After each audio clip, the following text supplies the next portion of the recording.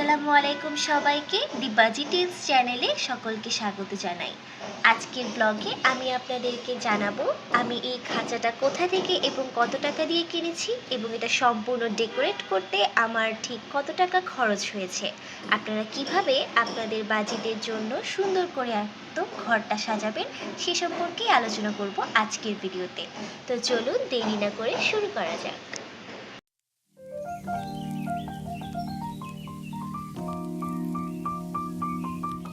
তো যারা আমার আগের ব্লগটি দেখেছেন তারা ইতিমধ্যে জানেন যে আমি খাঁচাটি কোথা থেকে কিনেছি, তবুও আমি আরেকবার জানিয়ে দিই। খাঁচাটি আমি কিনেছি কাঁটাবন থেকে। কাঁটাবনে যে পশু পাখির দোকানগুলো আছে সেখান থেকে এই খাঁচাটা কেনা। এই খাঁচাটার ওখানে দুটা রং ছিল, একটা ছিল এই গোলাপি রঙের, আরেকটা ছিল সবুজ রঙের। তো আমার পাখিগুলোর জন্য আমার কাছে মনে হয়েছে যে এই গোলাপি রঙটাই বেশি ফুটে উঠবে এবং বেশি ঝলমল করবে, এ কারণে আমি গোলাপি রঙেরটা কিনে আনি। আর এটার সাথে আমাকে হচ্ছে গিয়ে এই ডান্টিটা দিয়েছে, অর্থাৎ এই হ্যান্ডেলটা যেটার উপর তারা এখন বসে আছে। আর দিয়েছে হচ্ছে এই দুটো বাটি, একটা খাবারের জন্য আর একটা হচ্ছে গিয়ে পানির জন্য। তো এইটুকুই এখানে খাঁচার সঙ্গে দিয়েছিল, বাকি সম্পূর্ণটা আমার নিজের ডেকোরেট করা। উপরে যে দোলনাটা আপনারা দেখতে পাচ্ছেন, এই দোলনাটা হচ্ছে গিয়ে আমি সেই দোকান থেকেই 100 টাকা দিয়ে কিনে এনেছি। দোলনাটা কিন্তু আপনাকে খাঁচার সাথে দিবে না। খাঁচার দাম পড়েছে আমার 1050 টাকা, আর এই দোলনাটার দাম পড়েছে 100 টাকা। অর্থাৎ দোলনা আর খাঁচা এই দুটো কেনাতে আমার খরচ পড়েছে 1150 টাকা। তো আপনারা ভেতরে যে এই দুটো গোল গোল জিনিস দেখতে পাচ্ছেন, এটা মূলত হচ্ছে গিয়ে এক ধরনের ওষুধ। যদি ওদের ঠান্ডা লাগে কিংবা হচ্ছে গিয়ে পেট ব্যথা করে, তখন ওরা এই ওষুধগুলো খেয়ে নেয়। এটা ওরা নিজেরাই বুঝে নিতে পারে যে কখন খেতে হবে, কতটুকু পরিমাণ। তো এখানে আপনাদের কিছুই করা লাগবে না, শুধুমাত্র আপনারা এটাকে দুই জায়গায় এভাবে আটকে দিবেন। আমি আপনাদের পিছন থেকে দেখাচ্ছি আমি এটা কিভাবে আটকেছিলাম। তো এটাকে এভাবে আপনারা খাঁচার ভেতর দিয়ে ঢুকিয়ে এভাবে দুপাশে লাগিয়ে দেবেন।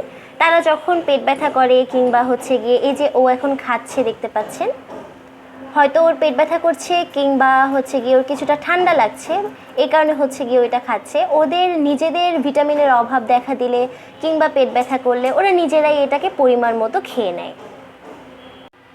এরপর আসি ডেকোরেশন আমি কি কি দিয়ে করলাম। তো ভিতরে আপনারা দেখতে পাচ্ছেন, দেখে নিশ্চয়ই বুঝেছেন যে আমি এটা কি দিয়ে বানিয়েছি।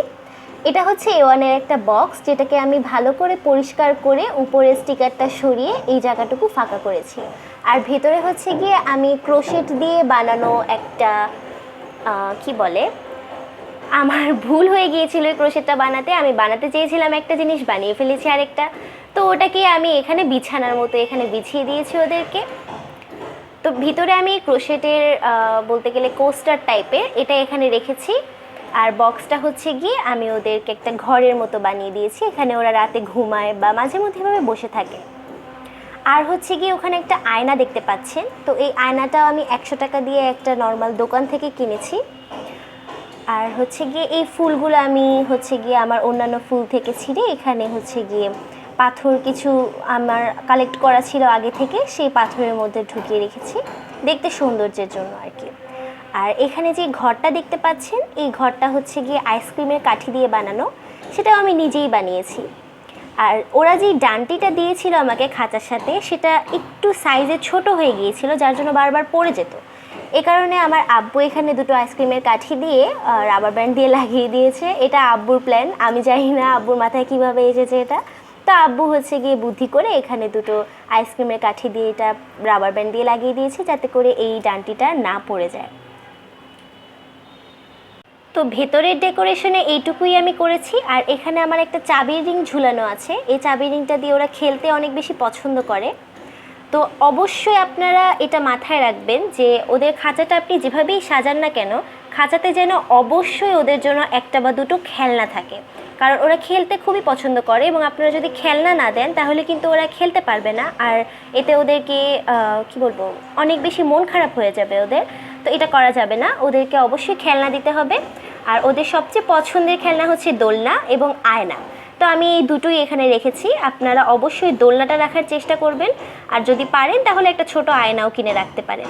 আর এদিকে আমার চাবির রিংটা যেহেতু আগে থেকেই ছিল, আর আমি একবার দেখেছিলাম যে ও চাবির রিংটা দিয়ে খেলছিল, ওদেরকে যখন আমি প্রথম দিন এনে ছেড়েছিলাম, আপনারা আমার শর্টসে দেখে থাকবেন, ওটা ওদের প্রথম দিন ছাড়া। তো প্রথম দিন রাতে আমি ওদের 4 জনকেই ছেড়েছিলাম। তো এখানে যে মেয়ে দুটো দেখতে পাচ্ছেন, এই মেয়ে দুটো অনেক বেশি ভয় পায় আমাকে। তো এই কারণে হচ্ছে কি ওদেরকে আমি সচরাচর বের করি না, ওই একদিনই বের করেছিলাম। আর সবুজ যে দুটো, ওটা তো একদিন আগে এসেছিলো, ওদের সারাদিন ওদের সাথে টাইম স্পেন্ড করেছিলাম। তো এখানে যে পিকাচুকে দেখতে পাচ্ছেন, পিকাচু হচ্ছে আমার হাতটাকে মোটামুটি ভয় পায়, তেমন ভয় পায় না। আর জুডো আমার হাতকে একদমই ভয় পায় না। এই কারণে আমি সর্বপ্রথম ভেবেছি ওকে টেম করব, একটা একটা করে টেম করাটা বেটার।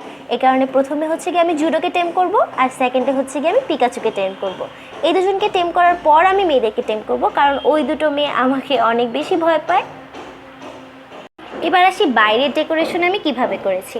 তো ওদের ফ্রন্ট সাইডে আমার হচ্ছে গিয়ে ছোটোবেলার কিছু ক্লিপ ছিল বো স্টাইলের। তো এই ক্লিপগুলো হচ্ছে দেখতে খুবই সুন্দর লাগছিল এটার সাথে। এই কারণে হচ্ছে গিয়ে আমি দুই পাশে হলুদ আর মাঝখানে হচ্ছে গোলাপি রঙের একটা বো রেখেছি। আর এখানে যে চাবির রিংটা দেখতে পাচ্ছেন, এটা আমাকে আমার একটা ফ্রেন্ড এবারের বার্থডেতে গিফট করেছিল। তো ওইটাও আমি এখানে ঝুলিয়ে দিয়েছি। দেখতে খুবই সুন্দর লাগে, খুবই আকর্ষণীয়। আমি আপনাদেরকে ভিডিওতে ওভাবে হয়তো বোঝাতে পারছি না, কিন্তু দেখতে অনেকটা আকর্ষণীয় হয়েছে। তো আপনারাও চাইলে আপনাদের বাজিকার পাখিদের জন্য সুন্দর করে এভাবে ঘর সাজাতে পারেন। আমিও আমার মনের মতো করে ঘরটা সাজিয়েছি। তো আমি একটা আইসক্রিমের কাঠি দিয়ে মই বানিয়েছিলাম, ওই মইটা ওরা ভেঙে ফেলেছে।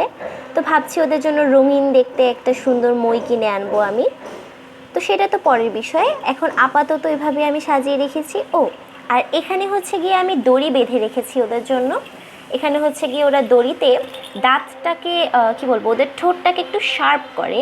তো আপনারা চেষ্টা করবেন এরকম দড়ি কিংবা হচ্ছে বাঁশের কিছু ওদেরকে দেওয়ার, যেটাতে ওরা ওদের ঠোঁটটাকে একটু শার্প করতে পারে। তো আমি এই দড়িটাকে আপনারা দেখতে পাচ্ছেন, এই যে এভাবে হচ্ছে গিয়ে আমি অনেক কষ্টে এটাকে পিছন দিক দিয়ে এনে এরকম লাগিয়েছি। আর এখানেও একটা চাবি রিং আমি ঝুলিয়ে দিয়েছি দেখতে সৌন্দর্যের জন্য। আমার কাছে অনেকগুলো রঙিন রঙিন চাবির রিং ছিল, এই কারণে হচ্ছে কি আমি সেগুলো দিয়েই সাজিয়েছি। আপনাদের বাসায় যা যা আছে বা চাবির রিং যদি এরকম রঙিন থেকে থাকে, ওগুলো দিয়ে আপনারা সাজাতে পারেন। তো এই হচ্ছে আজকের ভিডিও। আমি আপনার খাঁচাটা কীভাবে সাজালাম সেটা আপনাদের সাথে শেয়ার করলাম। আপনারাও যদি বাজিকার পাখি পালতে চান, অবশ্যই তাদেরকে একটা কথা মনে রাখবেন, খেলনা দিবেন, দোলনা দিবেন, এই দুটো অবশ্যই রাখতে হবে। আর এই ওষুধগুলো পারলে আপনারা কিনে আনবেন, হ্যাঁ, কারণ এই ওষুধগুলো ওদের জন্য অনেক উপকারী। আর খাবারের বিষয়টা আমি না হয় অন্য একটা ব্লগে বলবো যে ওদেরকে কী কী খাওয়াতে হবে এবং আমি কী কী খাওয়াই সেই সম্পর্কে। তো আজকের ব্লগটা এই পর্যন্তই। সবাইকে ধন্যবাদ এতক্ষণ পাশে থাকার জন্য। আল্লাহ হাফেজ।